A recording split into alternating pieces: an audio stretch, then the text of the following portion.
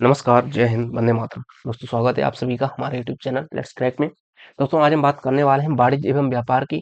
ये भी काफ़ी इम्पोर्टेंट चैप्टर हो जाता है आपके एग्जाम के पॉइंट ऑफ व्यू से। आप सभी को पता है मैं यूपीएसआई यानी कह सकते हैं यूपी दरोगा के एग्जाम में सन 1991 से लेके 2021 तक के एग्जाम्स अभी तक जितने भी एग्जाम्स हुए हैं उन सभी एग्जाम्स में जीएस के पोर्शन से जो जो क्वेश्चंस आए हैं उन सभी की एक सीरीज मैंने स्टार्ट की है। ठीक है, इससे पहले मैं लगभग 3-4 सब्जेक्ट्स के वीडियोस बना चुका हूँ। तो अगर आपने अभी तक वो वीडियोस नहीं देखे हैं तो हमारी प्लेलिस्ट आप एक्सेस कर सकते हैं चैनल पे जाके। ठीक है, वहाँ पे आप स्टेप बाय स्टेप सारे जो वीडियोस हैं वो आप देख सकते हैं। इससे क्या होगा आपको जो प्रीवियस ईयर क्वेश्चंस हैं वो भी आपके कंप्लीट हो जाएंगे। दूसरी बात ये, अगर आप एग्जाम में बैठेंगे और बाई चांस आपका कोई कह सकते हैं टॉपिक छूट गया है तो वो भी आपका इस सीरीज से कंप्लीट हो जाएगा। और जनरली एग्जाम्स में ऐसा होता है जो प्रीवियस ईयर क्वेश्चंस होते हैं मोस्टली कह सकते हैं, मतलब मोस्टली तो नहीं बट हाँ लगभग 50% क्वेश्चन उन्हीं प्रीवियस ईयर क्वेश्चंस में से ही आपको रिपीट करके पूछ लिए जाते हैं। ठीक है, तो अगर बाई चांस कोई टॉपिक आपका छूट गया है तो वो आपका यहाँ से कवर हो जाएगा। आई होप आपको थोड़ा क्लियर हो गया होगा। सेकंड, आपको जो एग्जामिनर का जो माइंड सेट होता है, जो थॉट होता है उसका, वो आपको समझने में थोड़ी सहूलियत रहेगी कि हाँ एग्जामिनर किस तरीके के क्वेश्चन अभी तक पूछता आया है और आगे सिंपल सी बात है जिस तरीके के पूछता आया है तो उसी तरीके से या उसी रास्ते पे चल के उसी लीक पे चल के आगे भी वो उसी तरीके के क्वेश्चन आपसे पूछेगा। तो आपको एक कह सकते हैं कि आपका एक नजरिया क्लियर हो जाता है कि हाँ इस तरीके का क्वेश्चन बन सकता है इस तरह से। ठीक है, तो उसी संदर्भ में वाणिज्य एवं व्यापार आपका एक टॉपिक है। अगर आप अपना सिलेबस देखेंगे ठीक है तो वहां पे आपको सीधा सीधा दिखेगा भारतीय कृषि वाणिज्य एवं व्यापार। तो कृषि का जो चैप्टर था वो हमने कल कर लिया था। आज हम बात करने वाले हैं वाणिज्य एवं व्यापार की। ठीक है, और ध्यान रखेंगे ये जो सीरीज है इसमें मैं कोई सब्जेक्ट वाइज वो नहीं करवा रहा हूँ कि मतलब पूरा सिलेबस नहीं करवा रहा हूँ। बस 1991 से लेके 2021 तक जितने भी यूपी दरोगा के एग्जाम हुए हैं उन सभी में जितने भी क्वेश्चंस पूछे गए हैं वो सारे इसमें आपके कवर होंगे। ठीक है, जैसे कि आप सामने देख देख सकते हैं क्वेश्चन नंबर 61 है, आपको दिख रहा होगा। इसमें यूपीएसआई का जो एग्जाम हुआ था 20 सितंबर 2017 को, उसका जो सेकंड शिफ्ट पे एग्जाम हुआ था उसमें ये क्वेश्चन पूछा गया था। सेम इसी तरीके से 57 नंबर का क्वेश्चन आपको दिख रहा है। ये 16/11/2021 यानी कि 16 नवंबर 2021 को जो थर्ड शिफ्ट में एग्जाम हुआ था यूपी दरोगा का, उसमें ये क्वेश्चन पूछा गया था। ठीक है, तो इस तरीके से सभी क्वेश्चंस के आगे आप सब देख सकते हैं, सबके आगे इसका सन लिखा हुआ है, यानी किस सन में किस शिफ्ट में किस डेट को कौन से पेपर, मतलब कि जनरली सारे यूपीएसआई के ही हैं। ठीक है, तो कब किस शिफ्ट में किस डेट को ये क्वेश्चन पूछा गया है। ठीक है, तो यहाँ से आपको सब्जेक्ट सब्जेक्ट वाइज सारे जो क्वेश्चंस हैं वो अलग अलग आपको मिल जाएंगे। ठीक है, तो उसी संदर्भ में बिना देर किए हम आगे बढ़ते हैं। आगे बढ़ने से पहले मैं आपसे रिक्वेस्ट करूंगा आप हमारे चैनल को सब्सक्राइब कर लीजिए, अपने दोस्तों के साथ, अपने मित्रों के साथ, अपने भाई बहनों के साथ जो भी आपके साथ में तैयारी कर रहे हैं या करना चाहते हैं, क्योंकि अभी यूपी पुलिस की भी वैकेंसी आ रही है तो उसमें ये काफी ज्यादा हेल्पफुल हो जाएगी आपके लिए। ठीक है, तो उनके साथ में आप इसको शेयर कर दीजिएगा, हमारे वीडियो को, हमारी प्लेलिस्ट को। सेकंड, उनको भी सजेस्ट कर दीजिएगा और आप लोग भी हमारे चैनल को सब्सक्राइब कर लीजिएगा। ओके, तो चलते हैं। हमारा पहला क्वेश्चन है आज का वाणिज्य एवं व्यापार टॉपिक में कि डॉट डॉट का अर्थ है उत्पादों और सेवाओं पर दूसरों के ट्रेडमार्क का अनधिकृत उपयोग। ठीक है, ये बेसिकली आपका हो जाएगा ट्रेडमार्क उल्लंघन। बेसिकली इसके बारे में अगर बात करें जाए तो इसकी जो स्थापना हुई थी, बेसिकली एक अधिनियम आया गया था या कह सकते हैं इसका एक एक एक्ट आया था भारत में। ट्रेडमार्क के उल्लंघन का मतलब है कि ट्रेड मार्क एक्ट आया था 1991 में। इसकी जो धारा 29 है इसमें पंजीकृत प्रोप्राइटर को दिए गए विशेष अधिकारों से है। ठीक है, और इसकी धारा 2-4 हालांकि ये आपसे नहीं पूछा जाएगा, बस बेसिकली ये होता है जैसे सपोज मान लीजिए कि जो लेट्स क्रैक अभी आप हमारा चैनल देख रहे हैं तो एक तरीके से ये तो अभी ऑथराइज नहीं है, पर जो सरकारी संस्थाएं होती हैं या जो बड़ी बड़ी संस्थाएं होती हैं वो अपना, जैसे कि अभी मेरे जो चैनल पे लोगो लगा हुआ तो मैं इस चैनल पे भी अपना कह सकते हैं कि एक तरीके से वो ले सकता हूँ, क्या बोलते हैं उसको, मतलब एक कॉपीराइट। जनरली वो कॉपीराइट होता है। सेम इसी तरीके से जो बिजनेस के संदर्भ में जाता है वो बेसिकली ट्रेडमार्क बोला जाता है। ठीक है, तो कुल मिला के इसका यदि कोई उल्लंघन करता है तो वो बेसिकली इससे आप समझ ही गए होंगे कि उत्पादों और सेवाओं पर दूसरों के ट्रेडमार्क का अगर आप उपयोग करते हैं तो बेसिकली ट्रेडमार्क का उल्लंघन इसको बोला जाएगा। ठीक है, आई होप आपको क्लियर हुआ होगा। चलते हैं हमारे दूसरे क्वेश्चन की तरफ। क्वेश्चन 2 है हमारा, विदेशी संस्थाओं द्वारा शेयर बाजारों में प्रत्यक्ष विदेशी निवेश की सीमा को कितने प्रतिशत तक बढ़ा दिया गया है। हालांकि ये 2017 से संबंधित है। वर्तमान में आप जब आपका एग्जाम होगा तब आप देख के जाइएगा, उस समय तो ये लगभग 51% तक हो चुकी थी। ठीक है, आगे चलते हैं। अगला क्वेश्चन, मौद्रिक नीति समिति एमएसपी का पदेन अध्यक्ष कौन होता है? तो वो बेसिकली हो जाएगा जो एमएसपी एम एमपीसी, ठीक है, मौद्रिक नीति समिति जो होती है, उसका जो पदेन अध्यक्ष होता है वो बेसिकली आपका हो जाएगा भारतीय जो रिजर्व बैंक है, जिसकी स्थापना 1935 में हुई थी। मैंने आप सभी को बताया था 1935 में, ठीक है। और इसका एक्ट आया था 1934 में, तो 1935 में इसकी स्थापना हुई थी। तो इसमें इसका जो कह सकते हैं कि भारतीय रिजर्व बैंक का जो गवर्नर होता है, वो बेसिकली मौद्रिक नीति समिति का अध्यक्ष होता है, ठीक है, ध्यान रखेंगे इस बात को। चलते हैं हमारे अगले क्वेश्चन की तरफ। अगला क्वेश्चन है, वर्ष 2016 में दुनिया में सीमेंट के शीर्ष उत्पादक जो देश थे वो कौन-कौन से थे? तो ये 2016 की बात है। वर्तमान में जब आप जाएँगे तो आप अपना देख के जाइएगा सीमेंट उत्पादन में, या कह सकते हैं दुग्ध उत्पादन में, और अभी फिलहाल जो हमारी चिप्स बन रही हैं बेसिकली, जिसमें सबसे नंबर 1 पे चाइना है, जो मिनरल्स वगैरह हैं, ठीक है। अभी जैसे चाइना ने एक्सपोर्ट रोक दिया था अमेरिका के लिए, तो फिर जाके अमेरिका को झुकना पड़ा और उसने जो चाइना पे जो टैरिफ लगाए थे वो भी कम कर दिए थे। अभी वर्तमान में जैसे भारत में सबसे ज़्यादा टैरिफ है, पर उससे पहले इन्होंने चाइना पे लगाए थे, पर चाइना ने फिर इनके यहाँ पे जो सप्लाई हो रही थी, जो अर्थ मिनरल्स की, वो रोक दी थी पूरी तरीके से, जो बेसिकली आगे जाके जिनमें से सिलिकॉन जो चिप बनती है उसका निर्माण होता है, ठीक है। तो बेसिकली आप उसको देख के जाइएगा कि इसका सबसे ज्यादा उत्पादक देश कौन सा है, स्टोरेज सबसे ज्यादा कहाँ पे है, इस तरीके से, क्योंकि ये करंट का टॉपिक है। और कह सकते हैं कि अमेरिका और चाइना के बीच झगड़े का या दोस्ती का, या जो भी आप समझ लें उसको, उसका मुख्य कारण वो रेयर अर्थ मिनरल्स ही हैं, ठीक है। सेम इसी तरीके से जैसे रसिया है, सबसे ज्यादा ऑयल एक्सपोर्ट कर रहा है या ऑयल प्रोड्यूस करता है, या इस तरीके से सबसे ज्यादा गैस भी वही प्रोड्यूस करता है। तो उस तरीके से ये जो इम्पोर्टेंट है, वो आप एग्जाम से पहले एक बार देख लीजिएगा, उन पे नजर मार लीजिएगा, ठीक है। हम चलते हैं हमारे अगले क्वेश्चन की तरफ। क्योंकि देखो 2016-17 के जो वो ऐसे टॉपिक है जो कि करंट से संबंधित हो सकते हैं, तो उनको देखने का कोई फायदा नहीं है, इस वजह से मैंने उस इन क्वेश्चंस को स्किप कर दिया है एक दो को, ठीक है। पर आप ध्यान ध्यान रखेंगे। अगला क्वेश्चन है हमारा, जो वर्तमान में जैसे कि जो भी करंट के टॉपिक्स चल रहे हैं वो तो आप देख के जाइएगा, ठीक है।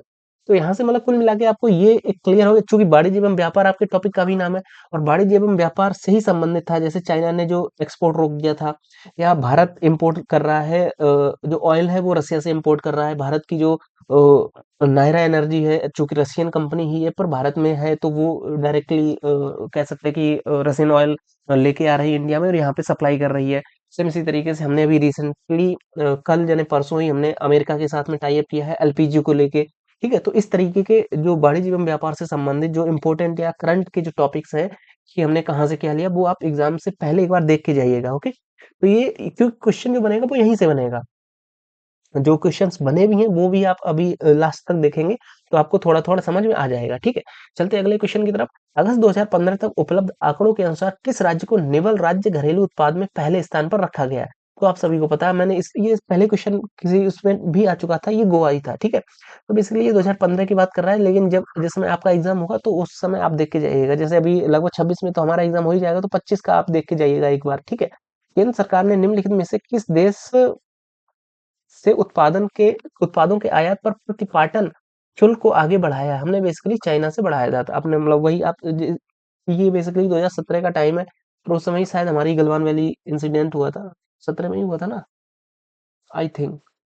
अभी मेरे माइंड से उतर गया, पर जो भी है, हमने मतलब चाइना का मेड इन चाइना, मतलब जो चाइना का वो था, उसको प्रभाव को कम करने के लिए थोड़ा उस पे कह सकते हैं कि कंडीशंस लगाई थी। बट वही है कि अब चाइना इतना बड़ा मार्केट बन चुका है, तो अभी उसके बिना चल पाना मुश्किल है हमारे हिसाब से, मतलब सिर्फ इंडिया ही नहीं, किसी भी देश का, ठीक है।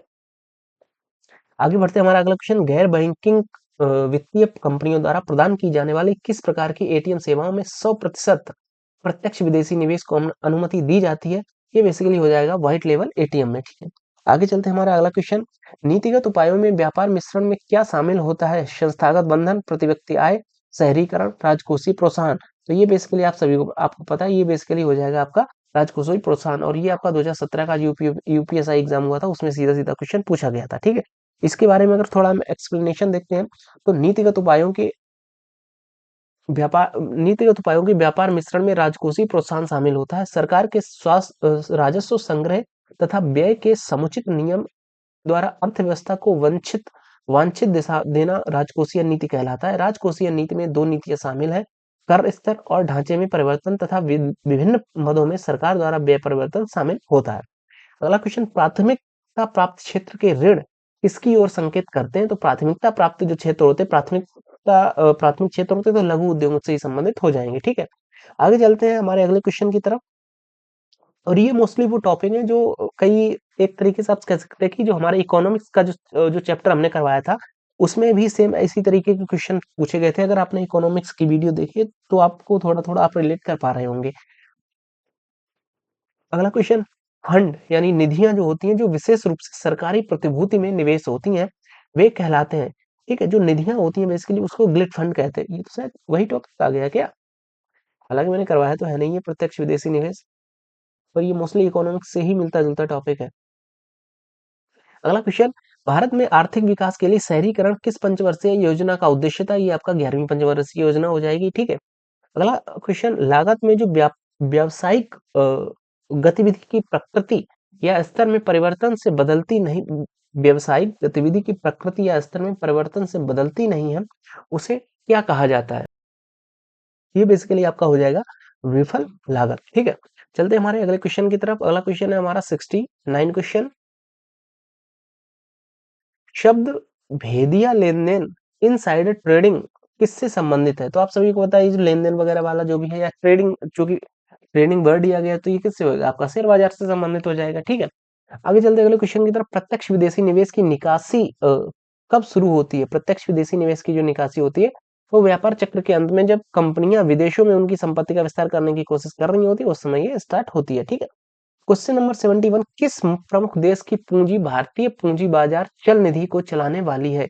ये बेसिकली आपका हो जाएगा अमेरिका, आप सभी को पता है। ठीक है, अगला क्वेश्चन, उस मध्यस्थता जो जो निवेशकों से तुलनात्मक रूप से कम विनिमय किए जा सकने वाले प्रत्यक्ष ग्राहक स्वीकार करते हुए वचनकर्ताओं को ऐसे अप्रत्यक्ष वित्तीय दावे जारी करने से संबंधित है, तो तुरंत विनिमय किए जा सकते हैं, इसको कहा जाता है।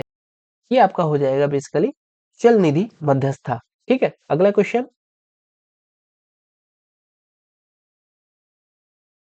इनमें से किसी एक अनिवासी प्रत्यक्ष निवेश उद्यम में एक निवासी प्रत्यक्ष निवेशक द्वारा निवेश कहा जा सकता है? ये आपका हो जाएगा जावक निवेश। हालांकि ये यार इकोनॉमिक्स टॉपिक होना चाहिए, पर चलो ठीक है, देख लेते हैं। प्रत्यक्ष विदेशी निवेश इस टॉपिक का भी नाम है, तो मतलब कि निवेश या वाणिज्य एवं व्यापार तो आ सकता है, इसमें भी कोई दिक्कत नहीं।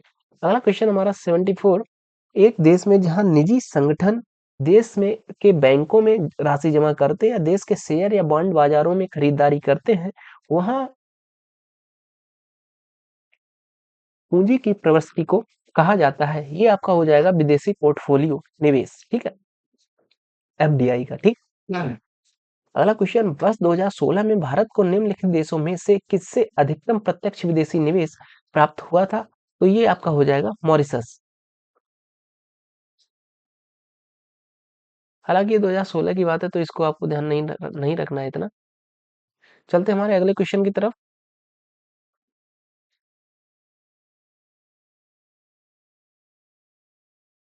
कृषि मिशन मशीनरी में 2000 से लेकर 2014 के दौरान प्रत्यक्ष विदेशी निवेश का प्रभाव कुल निवेश के प्रतिशत के तौर पर कितना था?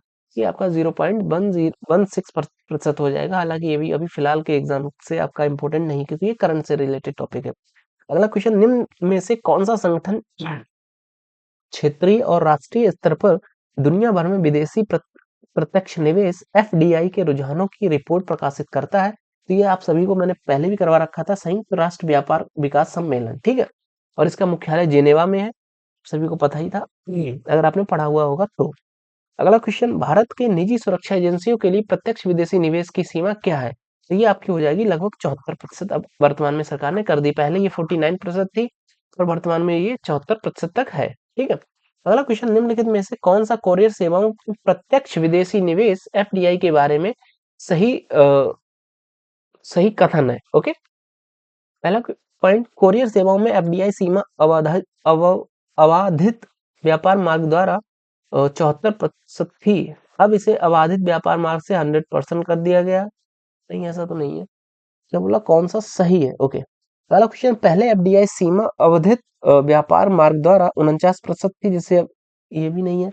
कोरियर सेवाओं में एफडीआई सीमा एफआईपीबी मार्ग द्वारा 100% थी, परंतु अब समस्त सीमा को अबाधित व्यापार मार्ग के तहत अनुमति है।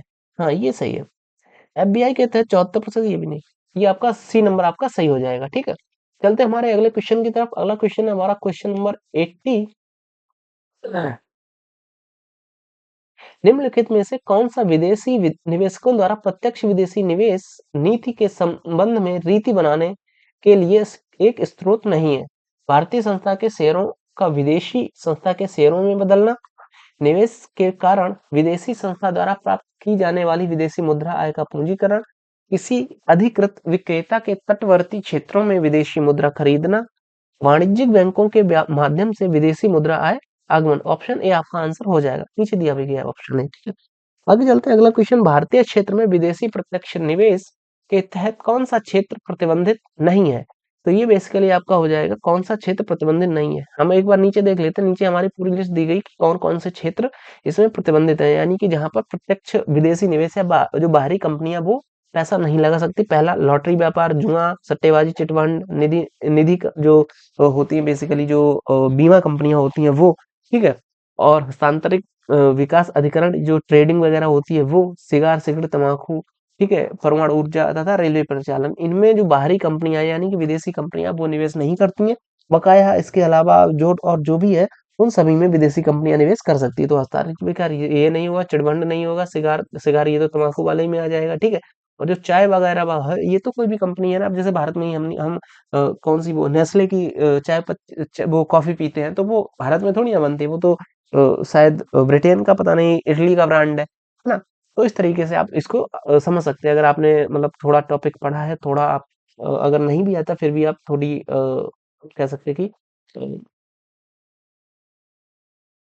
मतलब थोड़ा अपना दिमाग लगा देते हैं तो ठीक है। अगला क्वेश्चन, निम्नलिखित में से कौन सा प्रत्यक्ष विदेशी निवेश एफडीआई के लिए आर्थिक सहयोग व विकास संगठन द्वारा लक्षित लोकप्रिय उद्योग नहीं है? इसका आंसर आपका बेसिकली हो जाएगा रसायन और प्लास्टिक निर्माण। ठीक है, चलते हैं हमारे अगले क्वेश्चन की तरफ। नेक्स्ट क्वेश्चन है हमारा क्वेश्चन नंबर 83।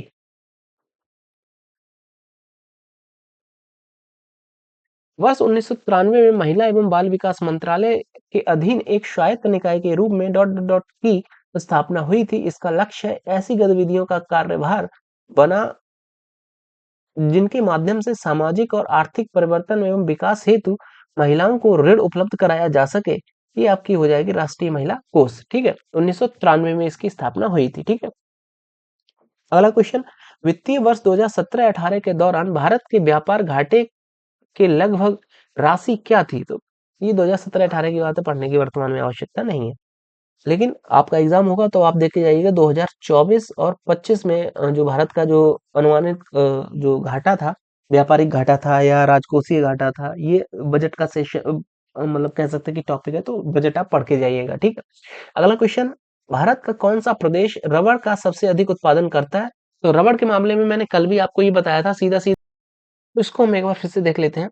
इनमें से कौन सा प्रत्यक्ष विदेशी निवेश एफडीआई के लिए आर्थिक सहयोग तथा विकास संगठन द्वारा लक्षित लोकप्रिय उद्योग नहीं है? तो ये हमारा हो जाएगा रसायन और प्लास्टिक विनिर्माण। ठीक, ऑप्शन बी।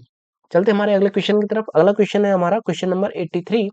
83 क्वेश्चन बोल रहा है कि वर्ष 1993 में महिला एवं बाल विकास मंत्रालय के अधीन एक स्वायत्त निकाय के रूप में डॉट डॉट की स्थापना हुई थी। इसका लक्ष्य है ऐसी गतिविधियों का कार्यभार बना जिनके माध्यम से सामाजिक और आर्थिक परिवर्तन एवं विकास हेतु महिलाओं के ऋण उपलब्ध कराया जा सके। ये हमारा हो जाएगा राष्ट्रीय महिला कोष। ठीक है, अगला क्वेश्चन है हमारा कि 2017-18 के दौरान भारत में व्यापारिक घाटे की लगभग राशि क्या थी? हालांकि ये आपके लिए इंपोर्टेंट नहीं है क्योंकि ये 17-18 की बात है। भारत में कौन सा प्रदेश रबड़ का सबसे अधिक उत्पादन करता है? तो ये आपका हो जाएगा केरल। ठीक है, चलते हमारे अगले क्वेश्चन की तरफ। हमारा अगला क्वेश्चन है हमारा 86। ठीक है, भारत में निम्नलिखित में से किसका निर्यात अ, अधिकतम निर्यात होता है? तो आप सभी को पता है कि भारत में पेट्रोलियम का सबसे ज्यादा निर्यात होता है। अगला क्वेश्चन, नया कार मॉडल टियागो किस कंपनी से संबंधित? आप सभी को पता है जो टाटा टियागो होती है। ठीक है, तो ये टाटा की एक कार है, टाटा टियागो। अगला क्वेश्चन कह रहा है भारत के वैश्विक सोर्सिंग में एक उच्चतम स्थान रखता है। तो भारत बेसिकली अगर दुनिया की बात की जाए तो वहां पे हम जो आईटी से रिलेटेड सर्विसेज होती हैं उसमें हम टॉप नंबर पे आते हैं। चाहे अमेरिका की कोई भी कंपनी, वहां पे भारतीय एम्प्लॉय मिल जाएगा, चाइना की वहां पे भारतीय एम्प्लॉय मिल जाएगा। कुल मिला के जो आईटी कंपनीज हैं, आईटी से रिलेटेड जो सर्विसेज है उसमें भारत एक अहम भूमिका रखता है। अगला क्वेश्चन है, यह अनुमान लगाया है कि भारत के निर्यात का ग्राफ अगले कुछ वर्षों में तेजी से ऊपर जाएगा। और इसको बेसिकली कुछ क्या कहा जाता है, ये क्वेश्चन पूछ रहा है। इसको बेसिकली बोलते हैं विदेशी व्यापार नीति, इसके तहत ही ये सारा काम होता है। अगला क्वेश्चन है हमारा क्वेश्चन नंबर 90। विश्व की पहली इलेक्ट्रॉनिक कार टेस्ला के संस्थापक कौन है? तो टेस्ला इतनी फेमस हो चुकी है तो आपको पता ही है, एलन मस्क हो जाएंगे, ठीक है। और एलन मस्क की एक और अभी फिलहाल इंपॉर्टेंट है जो कि बोला जाता है स्टारलिंक, ये बहुत इंपॉर्टेंट है, इसको ध्यान रखेंगे।